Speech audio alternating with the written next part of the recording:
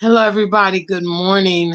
This is the one and only African superstar in the building, back at it again. Yes, I'm fresh from my first ever Welcome to Ghana tour. I returned from Cape Coast yesterday with Mr. Taye Ahuru. And I want to talk about this topic because I think that it's very um, poignant. So, you guys have to know by now that basically since last autumn time, Mr. Taye Uhuru and I have been advertising our collaborative celebrity tour, which just took place the first week of March. And just like anything, you have a lot of people that express interest. Oh, yeah, I'm going to come. I want to do this and this and this. At the end of the day, we had one amazing guest, which was Miss Ajike, and we were so happy to host her. She received a complimentary kente cloth, a henema, which are the traditional slippers. She received a Welcome to Ghana concert. She traveled Accra, Kumasi, and Cape Coast. We provided her hotels, her meals, her transportation, everything. So, I will actually post the interview with her soon because we did take that before she traveled back to St. Louis yesterday. And I remember when she landed in Accra, when we picked her up at the airport, I told her, I said, see, it's not outer space. It's not outer space. A lot of people have this like weird idea of Africa. And the unfortunate thing is that many of us have been here on social media now conveying this message to you guys out there in the world, the same things for years now. And the truth is, one thing that Ajike remarked on was how many whites were here, how many non-Black foreigners are here, enjoying Africa, traveling in Africa, taking advantage of things. And the reality is the early diaspora catches the worm, okay? In 10 years, the face of Ghana will be different. The face of Kenya, the face of South Africa, the face of Nigeria, the face of Gambia and Senegal, because those are some of the places where many of the diaspora are going to en masse. The face of the country will undoubtedly be different because of, the changes that are going to happen as a result of us being there, or as a result of us, kind of challenging the status quo or needing additional services, requiring different services and things like that. If you're smart, and what I talk about here on this channel, if you're smart, you know that the actual saying is the early bird catches the worm. Okay, shout out to anybody we have in the room. We only have one currently. If we have any early birds watching this, either now or later, let me see a number one. I'm an early bird. When you rise early, you get started on your day, you get started on your agenda, you go to the gym, you go to work, you do your errands, whatever. It gives you such an advantage on the rest of the day. You get those things out of the way. And then you have the rest of the day to relax, or you just can at least alleviate the fact that, okay, I've done this, I've crossed this off. Say, for instance, you're one of those procrastinators. You oversleep, you sleep in all the time, you just put it off. Oh, tomorrow. It's safe to say you don't accomplish nearly as much as the early bird does in their life. The opportunities that we have here on the continent really are unmatched with anything that we can even compare to what we have afforded to us in the West. We are very limited in the type of lifestyle that we can live in the West because there's so many parameters around what we do and also what we can obtain. It's difficult to own land in the West. Build a custom house. Some of you guys may build those cookie cutter houses where they give you a couple blueprints and you pick. I'm talking about you from start to finish, innovate, choosing how you want your house to be. Starting farms, and freedom. Racial freedom. Organic foods. There's a lot of things that the continent offers that the West does not offer us. And that is just a fact. even if you're well educated, even if you are wealthy and affluent, you know, there is a limit to your life out there. The early diaspora, people that are here right now, people that are traveling right now, people that are getting an understanding of what's going on here, they will catch the worm. They will catch the worm. Because by the time the rest of you guys catch on and the rest of you guys get in position, or the rest of you guys are ready, it's going to be too late. It's going to be too late. A lot of you out there saying, oh, I would have did this in the civil rights, or I would have done this on the plantation. You a lie. You're a lie. Because you have opportunities right now to check out what freedom is available, what it looks like, how, you know, how to facilitate it, and you ain't even batting an eye. You ain't even investigating. Now, oftentimes I make that parallel. I do that comparison about the runaway slaves. The runaway slaves back in the days, they didn't have navigation. You know, they didn't have cars. They didn't have cell phones. They didn't have money. You know, they may or may have weapons. I don't know. Maybe a knife, maybe a small pistol or something. I don't know.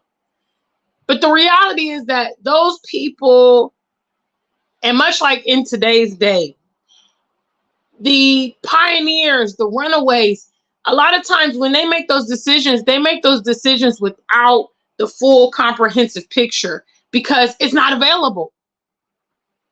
You know, all they know is one or two aspects about that potential freedom, and that's enough to get them going to check it out.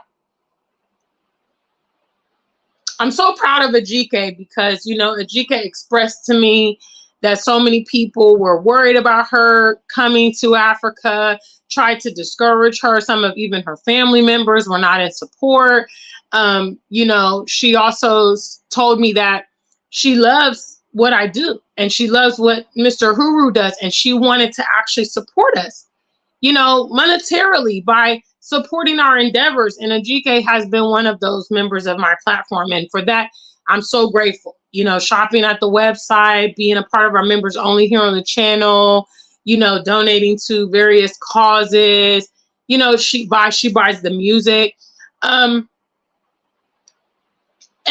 she's someone I know is serious about the things that she says. You know, when I look at, for instance, all the people that interact with me on social media, it's in the thousands now. You know, this is my second platform. The first one got over 11,000. I have obviously a TikTok, I have Instagram, I have a Facebook. All of those things have thousands of followers and all of this stuff. But when it comes down to who's really serious about what we come here to talk about day after day after day after day, it dwindled down to one person. I'm super grateful for her. I carried on the tour as if I had it for 20 with one person, because that's what she paid for. That's what she deserves. The early diaspora catches the worm. Ajike is actually planning to come back. She's got another organization she's a part of, and they're working on projects and things like that in the Cape Coast area. We were actually able to go and check out some of what they have already accomplished. And, you know, she's buzzing. She can't wait to come back to Ghana. Meanwhile, some of you guys are still scared. What sense does it really make that members of the diaspora that have made it out, you know, found a way, providing services and all of this stuff, we try our very best to reach back to those of you guys still out there. We try our very best to provide that information for you, because for us, it's been a life-changing thing. And we, you know, sometimes, I know when I was young, in my naivety, big shout outs to Amina. In my naivety, I believed that a lot of people weren't taking advantage of various things because of ignorance.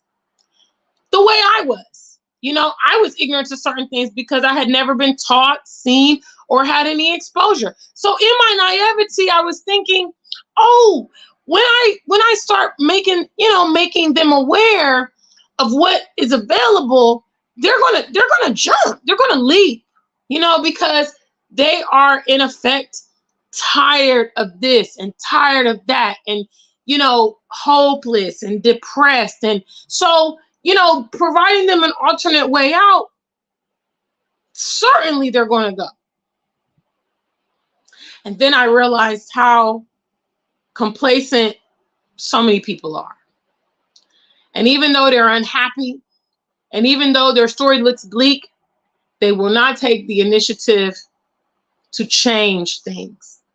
I just want to reiterate yet again that the early diaspora gets the worm. Some of my viewers, my younger viewers, 20s, late 20s, 30s, 40s, literally, if you can figure out how to navigate yourself here on this continent, we're talking about your retirement plan. Okay, we're talking about what's not even currently available in the UK and America. In those situations currently, guys, you will never be able to retire. Some of you guys are not going to live to the year that they have given for estimated retirement. When I was in the US, estimated retirement year was 67 years old. I was told by a GK that it's now gone up to 70. Some of you guys are going to be dead before then. Sorry. Sorry. Which means retirement for you is not in the horizon. You've got to be thinking about alternative things to do to enrich your life and give you the competitive advantage that you do not have where you are. It's just the facts.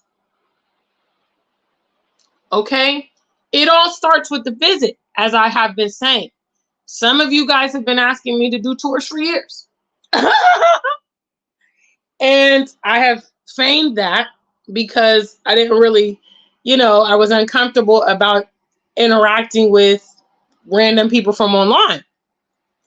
And I want to thank Mr. Huru and Ajike for helping to ease some of that concerns, because for our first tour, it went really smooth. We didn't have a lot of hiccups and everything like that. And it led me to know, like, okay, Gina, don't be afraid of, because I'm just going to be honest. People from the West is crazy. A lot of Westerners, they have a lot of issues, unresolved issues. They can be unreasonable. They can be hot-tempered. They can be violent. They can be difficult. And I just didn't want to put myself in that situation. But fortunately for this first tour, it went very well. So I do want to extend the offer again to some of you that are potentially interested in seeing Ghana for the first time, spending time with me, spending time with Mr. Huru. You will be completely taken care of. You will get what you pay for. If you were concerned about, which I don't know why you would be concerned about someone who has literally done everything that she says she's going to do, but if you had any concerns or any woes about it, let the proof that I have provided through my first tour ease those things. And so we have an upcoming tour October 21st through the 27th back here in Ghana. I believe we briefly discussed changing locations after that, but I do want to iterate that these are limited time only tours. I'm not going to be touring forever. So if you want to be touring, if you want to come on a tour with me, you need to definitely take advantage of them while they are available. The price will be the same, $4,000 all inclusive.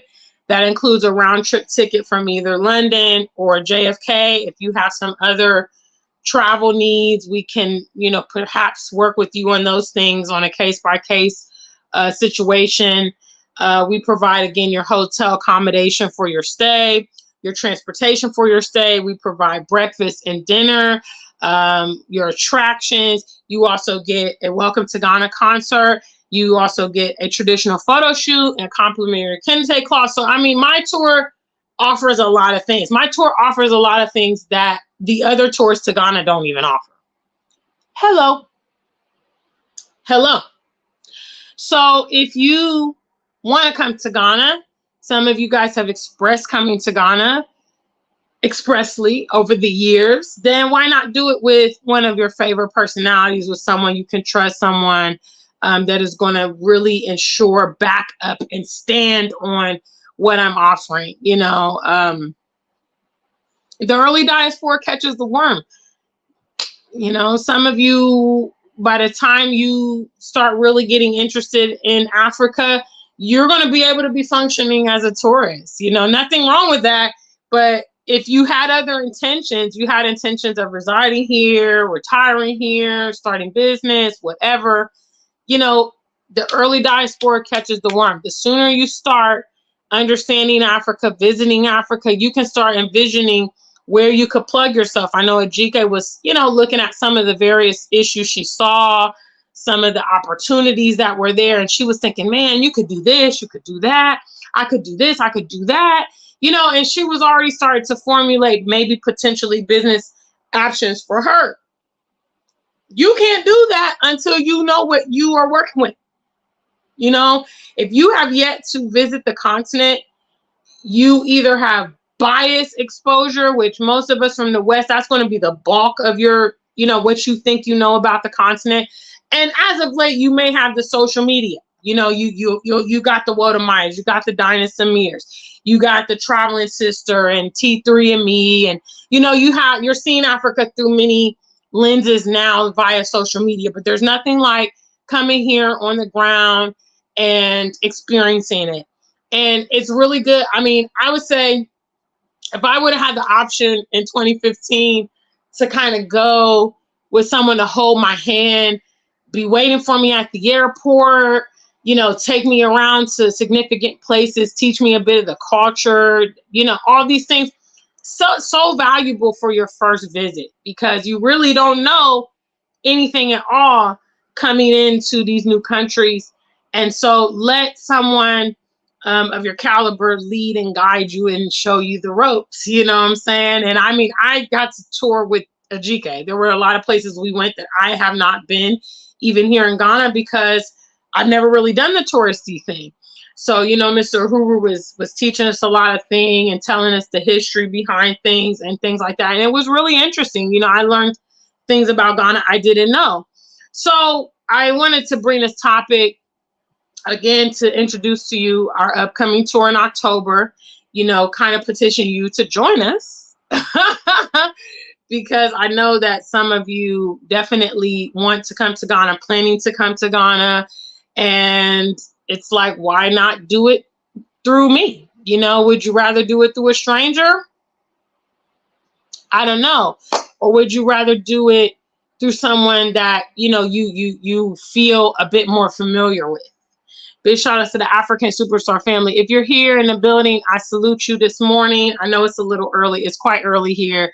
I got up early, came back from Cape Coast yesterday, and I woke up early to do laundry and try to get my Monday started. So I just had this on my mind, and I thought, let me come to the channel. It has been a while since I've been with you. I was extremely busy, you know, coming back from Ohio and having to get ready for the tour, having to get ready for my show. We're working on new music. You know, I was just dealing with a lot of stuff. And then obviously last week I was traveling. You know, we left Accra on Wednesday, went to Kumasi for a couple of days, went to Cape Coast for a couple of days, and we returned to Accra last evening and took Ajike back to the airport, and, you know, we move on to the next task. So remember, the early diaspora catches the worm. A lot of you guys enjoy infrastructure, you enjoy conveniences, you enjoy, you know, modern development. Well, the person of whom is benefiting the most out of all of that is the person who, when they saw an empty plot of land, they envisioned that shopping center. They envisioned that salon. They envisioned that water park, you know, or whatever. And they put in the legwork to bring that thing to life. Now everybody wants to be there. But if you were the person, if you were the innovator, you know, and I'm telling you that Ghana is one of those sure bet investments because of the level of popularity that is here in Ghana. I mean, you can almost guarantee if you can get something going in 10 years, you can see some type of profit, success, and all of that, because the prices of things have steadily been going up since I moved to Ghana. The amount of foreigners come in here, you know, the amount of diasporans come in here, it continually goes up. We have more international exposure. You're having, you know, music festivals coming here, celebrities hosting events. So it's like, duh, it's one of the premier places to invest on the continent. Duh. Because it's gonna boom. The question is, when it booms, are you gonna be ready? Are you still gonna be talking about how you getting ready, you about to come and all of that? I don't know. And you cannot feign ignorance about it. Certainly not if you watch my channel every day for years and years. You can't pretend that it's not something you should check out. So I don't know, guys. Let me know in the comments what you think. If you love this video, make sure you share it with your friends. Also, the platform is not monetized, is demonetized currently, which means I'm not earning anything from YouTube. That's been going on for several months now. So if you so choose to still support content, the details of how to remit some funds are showing across the bottom. Also, if you're interested in our upcoming tour, you'd like to get your deposit in or pay the tour in full, you can do that at www.tayeahuru.com. We also have our full itinerary there, so you'll be able to see some of the things that we're going to do and everything like that. And we look forward to welcoming some of you guys on our Welcome to Ghana tour part 2. And yes, that will still include a Welcome to Ghana concert, traditional photo, all those things that I've been, you know, posting about a bit here on the channel. So until we meet again, stay black and true. If you ain't black, just stay true.